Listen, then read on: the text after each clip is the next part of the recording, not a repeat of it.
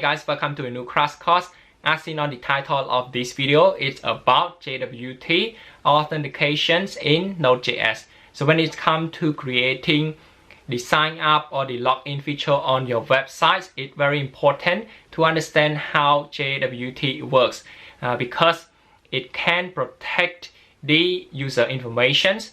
And also in this crash course, we learn how to hash user password before storing it in the database, and we also learn how to generate token and how to validate whether the user is authenticated or not. And we also look at how authorization works as well, and there's a lot of things that we can learn in this crash course. And without further ado, let's now get started. Alright guys, so before getting into coding, I first want to show you this diagram right here. So basically, I want to explain you the differences between authentication and authorization, right? So with this diagram right here, first you imagine that this is the user sign in by filtering out the user email and the user password. It can be through the front-end framework like React, and then once that user providing all of the credentials, including the email and password, then we will create the system or the server to authenticate, or basically to the server would ask who are you, and are you actually authenticated, right? So we just want to authenticate whether that user actually exists in the database, right? So that's called authentications. We just want to know who you are. And next here, once the user is authenticated, then we want to see whether that user is authorized or have the certain permission to use the certain. In this case, you can see we have 3 posts, post 1, 2, and 3. So the red one here is meaning that it requires the login access to view the content of the post 3. So that's something that we call authorizations, right? Basically, the server would say, I know who you are, but are you actually allowed to do that? Are you actually allowed to view the post number 3 here?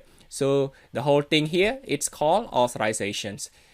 So that's the difference between authentication and authorization, right? Now let's go to this code here. So first thing that you will need to do is to create a new project. So this is the command. It would be npm init-y, right? And then press on the enter key, because I have already generate the package.json file, so I would not do it here. And also you will need to install 6 libraries that require in this project. So this is the command. npm I, you will need to install express library, bcrypt. So basically we want to hash the user password. We don't want to see the plain password of the user and store it in our database. So we want to hash it to make it unreadable, not understanding with the salt. And I also will explain you what is salt and what is hash, right? And this is the third library, is the JSON Web Token or JWT. I will also explain you this topic as well. And this is the nodemon. Basically, whenever that we make change to our code, then the server will automatically restart. And this is the express validator. What this does is to validate whether the user input is correct or not. So for say, I will explain you again in this one in detail. Say like the email format or the password, whether it meets the requirement that we specify. And this is the .env. So this is the environment file that basically we don't want user to see some important information. So this is the library, which is right here, .env, right? So you will need to install this 6 library. And now, because I have already installed all of the 6 library, what I'm going to do now is to start the server. So in the package.json, you can also see that this is the script that you will need to change. So start nodemon, we need to use this library. whenever that we may change to our code, then it automatically restart the server. So nodemon, the file, it will be index.js right here. And then these are all of the dependencies that I just mentioned about, right? So now we already have this package.json set up as well. I want to start this application or start this server.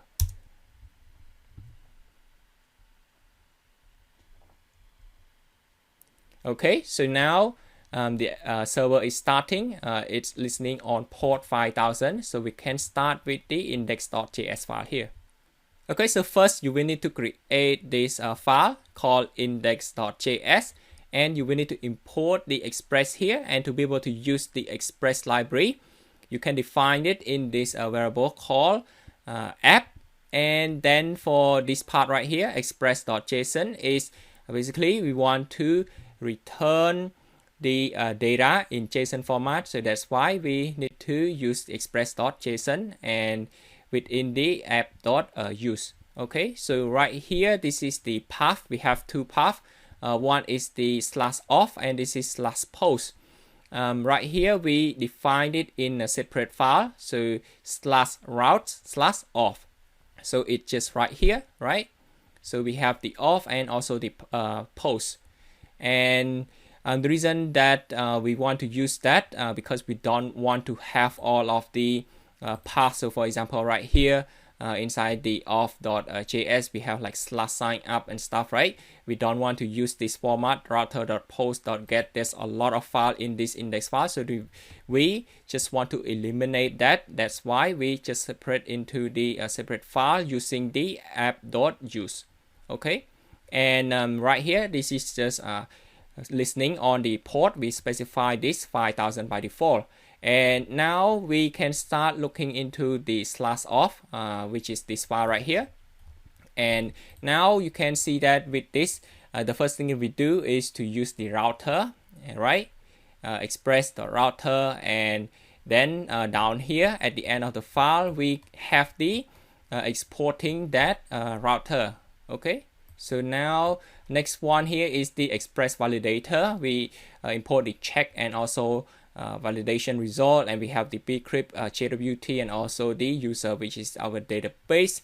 And this is the .env, which is the important information. So now we can start with this sign up, right? /signup. So the first here it acts as the middleware, right? So we use the check. And this is the email that we want to check if there's it is not an invalid email. So for example, like say just typing right here, it can be like say check at Gmail, but without providing the .com, right? So it is an invalid email, and that's how we going to check that right here.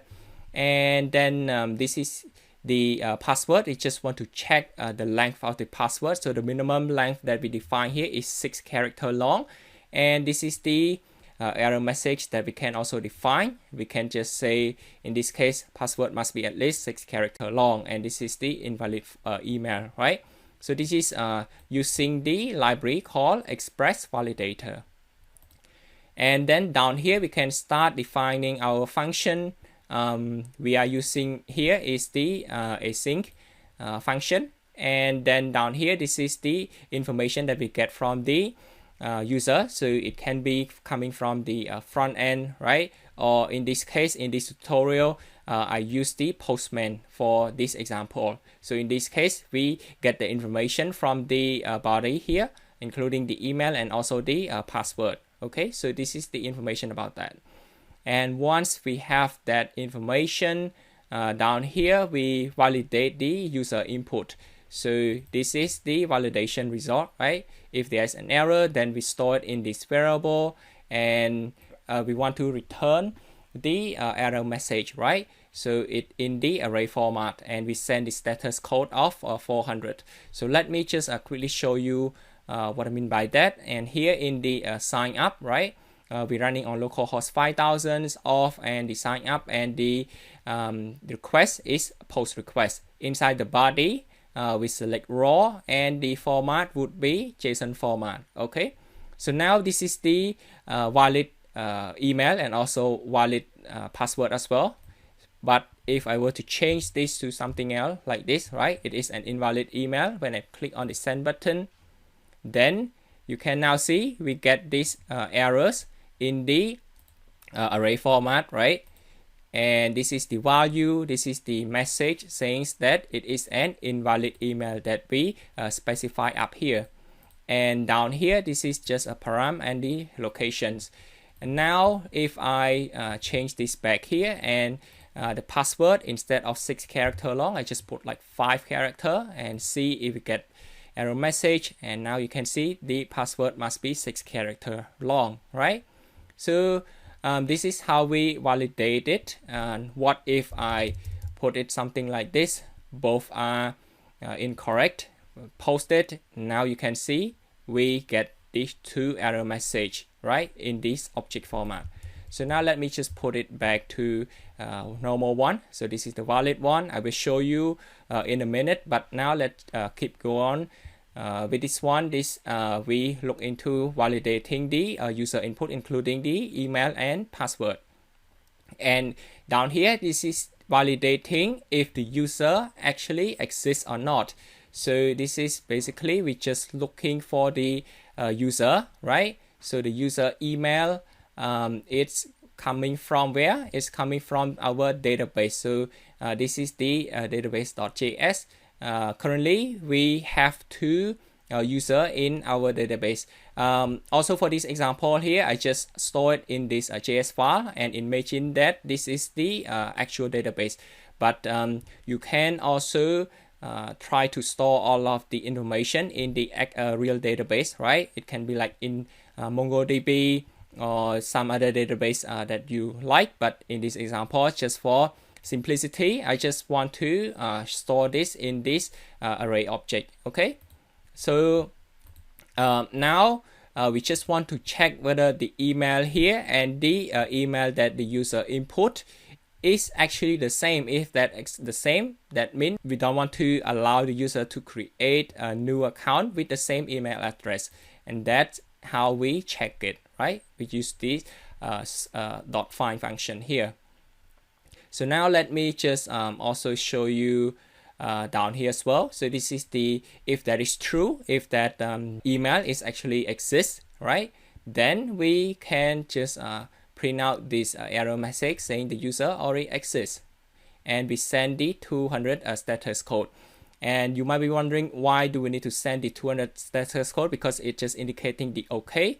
If you try to look into, like, say, big company like Gmail, Facebook, Amazon, or Twitter, they are all returning 200 for the user that already exists.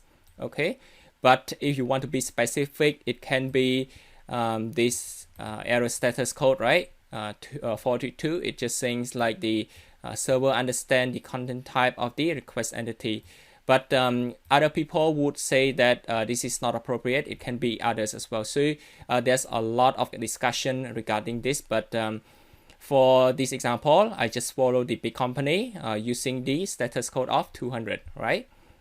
So now we already look at this one here as well. I just want to demonstrate that to you.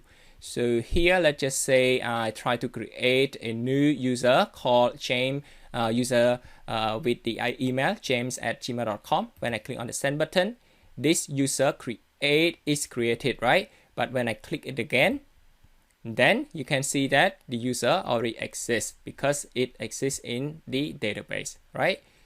So now we also look into this part as well. And before continue, I just want to show you a diagram. Okay, so this is the one that we already looked into. The second one here is the sign up flow, right? So there are 6 steps. So first is to user providing the email and also the password that I also show you in the Postman here, right? And the second one here is to validate whether it is the valid email or the valid password or not. And that's already we look into as well. And the third one that we just look into is the validating whether the email is already exists, right? If it exists, then we just want to show the error message. That's the third step. And the next one here is to hashing the password. So now let me just scroll down, and here this is the fourth step, is to hash the password before we save it into the database. And here you can see we are using this library called bcrypt that we imported up there on top of the file right here, right? And with this here, we use the function called chainsort 10. So it's recommended to use 10. If you change it to like say 20 or 30, then it takes longer. It takes time to generate just a sort, right? And here I also try to console log the sort to show you as well. And down here, this is the hash password. So we use the function bcrypt.hash, and this is the user password that import from the front end, right? It can be from the Postman as well. And this is the sort. We get that sort, put it here, and finally we combine these two together with the using the hash. And next is to showing the hash password in the console log. So now let me try to restart the server again, and then try to create the same user. So now let's just restart this, and can be npm start, or I can just make change to the file and press Ctrl S. It will automatically restart as well, right? Because we are using the nodemon. So here we just restart this, meaning that the user that we just created called james@gmail.com, it deleted. So now let's try to create the user again. So simply press on the send button. So this user is created, right? We can see all of the information here. We will get into this. So now you can see that this is the sort, right? And this is the hash password. So basically we just combine the sort here with the password right here. And using the hash password, this is the result that we get. So we want to store the hash password in the database, but not the plain password, right? So in this case, I just use, for example, I use this plain password, right? But actually we need to store information about the password in hash format here. Okay, so now we have the information about the password, right? We store it in the database. So basically we save the email and also the hash password to the database, right? So right here I just use the user.push, and with the email and also the password, here is the hash password. Okay, so now we can't really see anything inside here because this is the JavaScript file. But if I were to change or try to make the get request, right, to get all of the user, so /or/user, we then will be able to see all of the information about the user in our database. But I will get into that in a minute.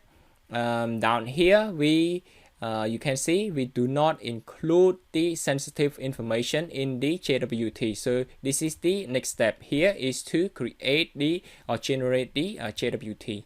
Okay. So JWT here, we use the await keyword with the JWT that we imported up there, and this is the function called .sign. And we again do not include sensitive information such as the password in the JWT, because we can actually decode the information back to original value, right? So we only import normally. It is recommended to include information such as username or first name or last name of the user, right? Or combination like the full name of the user. But here I just use the email. Again, it's actually not recommended to do that, but just to show you that, I just use the email right here. And then this one here, this is the access token secret. So this is where it's coming from. Well, it's coming from the env file, right? So you can just specify any secret value here, anything that you like, should be fine. And then we just supply it here. And finally, this one here, we just want to have the token, the access token, to expire in just 10 seconds. So just for demonstration, I just want to set this to 10 seconds. but in real world application, it can be 10 minutes or it can be 15 minutes, right? So you can just set the expiration time right here. I just set it to 10 seconds.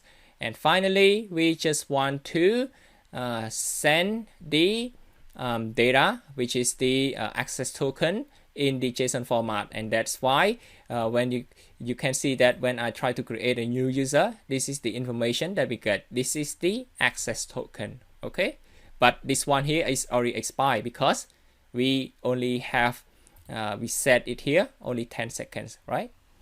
And now down here I also include or explain you the differences between these two error status code. One is 401 and the other one is 403.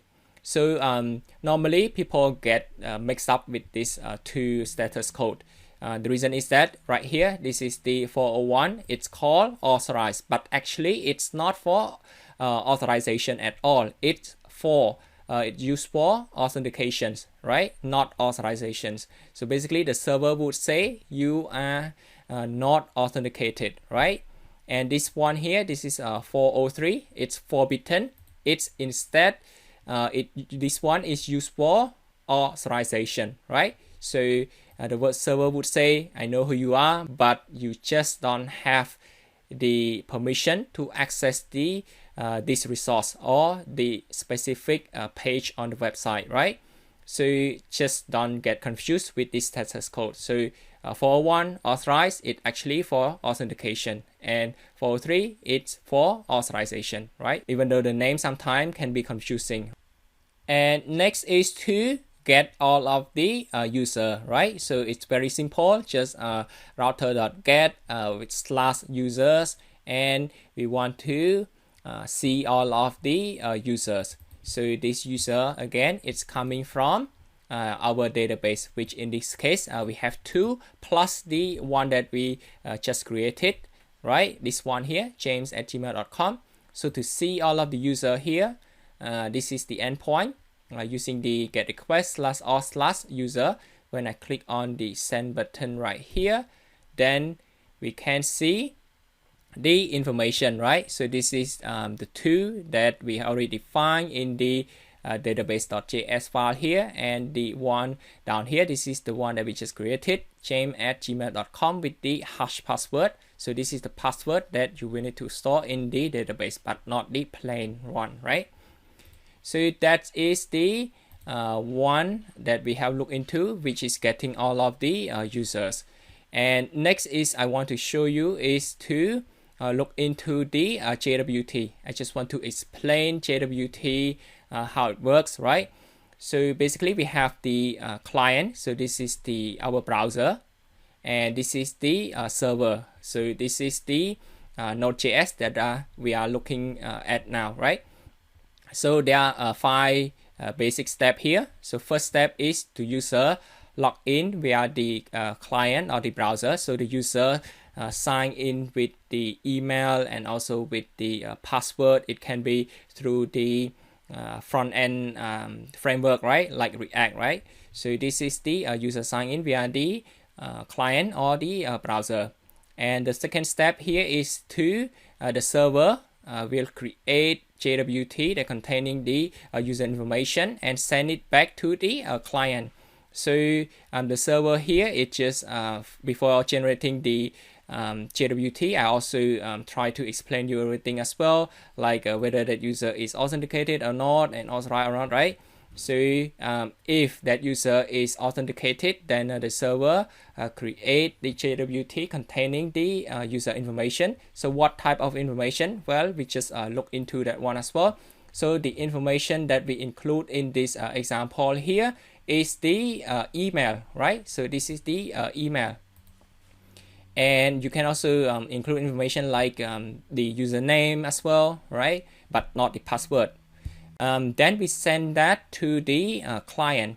And next is to the client will store the JWT or the access token in the local storage or cookies or the sessions on the browser, right? So this is what the client has to do. And next one here is the client here will send that access token or JWT back to the server. And finally, the server will interpret the receive token to see that whether that user is authenticated, or because the token, it can be expired. I just show you that our example here, token is expired in just 10 seconds. So that's how we need to check the user, the server here interpret the receive token to see if the user is still authenticated or not, or to see whether the user is authorized to access certain resources, right? So these are the steps. It just go back and forth, right, with all of the steps that I defined down here. And now let me just show you the this part right here, the server that create containing the user information. So it's in here, the website, right? So this is the official website, JWT.io. And this is just an example, right? They have included here. It's basically the encoded value here. It's separate into 3 sections. So the first part here, this is the header, and the second one here, this is the payload, and finally it's just verifying the signature. Okay, so now let me just copy the access token that we have here. I just want to show you, just copy that and come here, try to paste it here, right? And now when I scroll down, you can see in the payload, this is the information that I mean, right, containing the user information. It can be email or the username, but not the password. And this is this part right here. And how about this one? It's verifying the signature. Okay, so verifying right now, it says that it's invalid signature. Why is that? Because we have to provide the access token secret, right? So this is what we have so far. So just copy that, come back here, and we can just paste that secret here. So paste it, and you can now see the signature verified successfully. Okay, so that's basically the how it works in terms of JWT token. It's split into 3 sections as seen. Okay, so if I were to change something or add something right here, right, it say that it's invalid and it's wrong, right? So that's how it works. Now let's just coming back here. Okay guys, so now that we look into this as well, like getting the access token, right? And down here we also look into the status code and get all the information. Next is to look at the login route. Right here, before getting into all of the code, I just want to quickly show you this diagram. So this is the sign in. So basically we have 3 steps. So the first step here is to get the information such as the user email and the password. And next step is to compare the hash password that's stored in the database with the user input, right? So we just want to compare whether the password is actually match. If that's match, then we can send the JWT to the server that I also show you in this step here as well, right? So the client send the JWT to the server, then server interpret, right? So this is basically the step that we will need to look into or try to create. Okay, and now let's just coming back here. Now let's just look at the login. So first we get the information from the user, including the email and the password, and then we look for the user email in the database. So right here I just use the .find. This is the JavaScript function. We want to see whether the user email is actually exists in the database. So first we just want to look for user email. Okay, so where is this coming from? Again, it's coming from here and with another one as well, right? So it this one. So now we have 3 of this. If I were to try to restart the application or try to restart the server, then this information will lost because we are not storing in the actual or real database. But for now, we have that information, right? The user email, see if it exists in the database. And next is to check if that user is not found, then we want to send the error information, right? It says invalid credential. Okay, so here we send the status code of 400 as well, meaning that the user is not found. I just want to quickly show you that right here. So let's just say going to the login route here, /auth/login, and with the information in the body, right?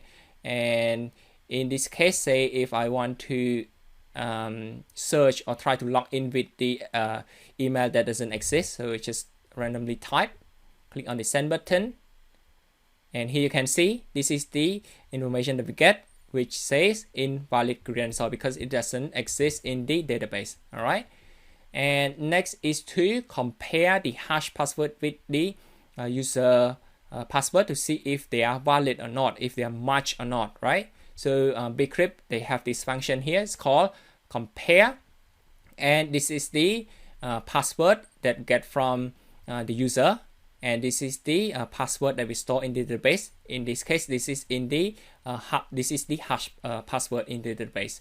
So now let me just try to log in using james@gmail.com with the password here, and click on the send button, and see, you can see that it's actually exists, and it generates us the access token, right? And also one thing that I want to mention is this request. So normally you would think that login is to use GET request, right? But the right approach or the right implementation is to use the .post, because we're sending all of the information here to the database, right?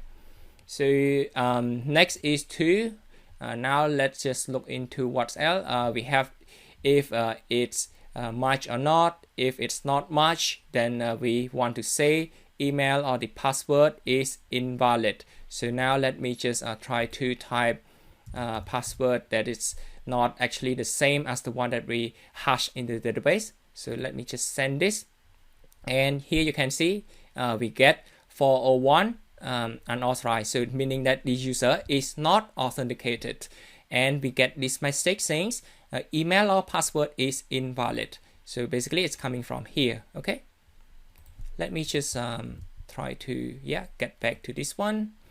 And next is to send the JWT. So it's similar to the one that we just looked into, JWT.sign with the user information. In this case, we include the email, and then this is the token secret. It's coming from this env file, and then we just set this to expire in 10 seconds. Very quick, right?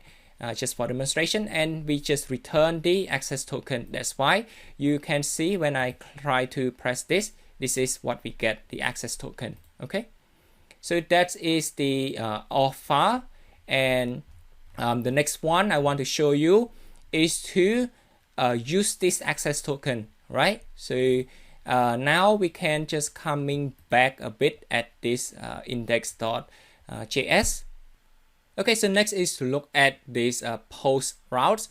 So it's coming from /routes/post. So it's right here. So let's just take a look here. Basically, we also import the same thing, the router, and in this case, we import the public post and also private post from the database as well. So in the database.js, you can see we not only have the users, but we also have the public post, indicating that so actually there's no space here, indicating that the public post, it can be seen by all of the users, right? So user without login access can also view this content. But for the private post here, this means that the post 3 is private, meaning the user will need to sign in to be able to view this private post. Okay, so now let's coming back here. You can also see we have create or import the auth token coming from middleware / authenticate token. So it's coming from this file right here. Okay, so basically the public post here, we don't have the middleware specified here, right? But for the private post, we define the auth token. So this acts as the middleware, and we just want to see if the user is authenticated, then that user will be able to view the private post. So now let's just take a look at the authenticate the token.js file here. So we have import the JWT and also the .env, right? .config, and down here this is the auth token that we have specified the request response, and this is next. And right here we have two options to specify the headers. So first one here is to use the authorization header, and then the token it's normally in this form, right? It's bearer space with the token that we get, right? So this is the format, the first format that you can use using the .split function with the space here, right? And this is the one. So we want to get the token. That's how we can get it. So this is the first option. And the second option is to use the directly using the XOf token. We don't need to specify all of this, right? And that's the second option that you can use. So I won't go detail like explaining you the differences, why should we use one over the other, right? You can check that out as well. But in this crash course, I want to show you using the XOf token.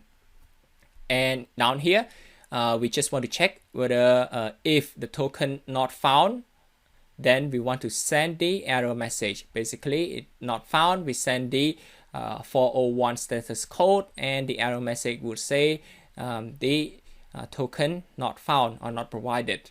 And down here we want to authenticate the token.